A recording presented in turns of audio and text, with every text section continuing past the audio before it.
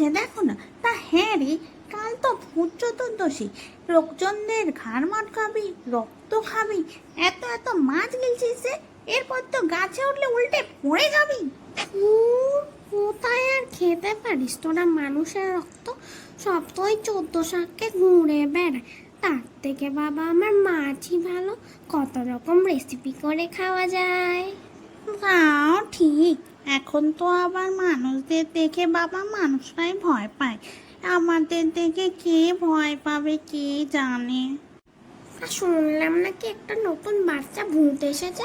হ্যাঁ রে, সে নাকি ডান্সার না কি জানি একটা হতে চেয়েছিল, বাবা মা পড়াশুনো চাপ দিয়েছে, নিতে পারেনি। তা দেখিস বাপু, ওর এখানে একটু খেয়াল রাখিস, ওর যেন সব স্বপ্নগুলো পূরণ হয়। তা একটা কাজ করিস তো, ভূত চতুর্দশীর দিন ওর একটা ডান্স পারফরমেন্স রেখে দিস তো।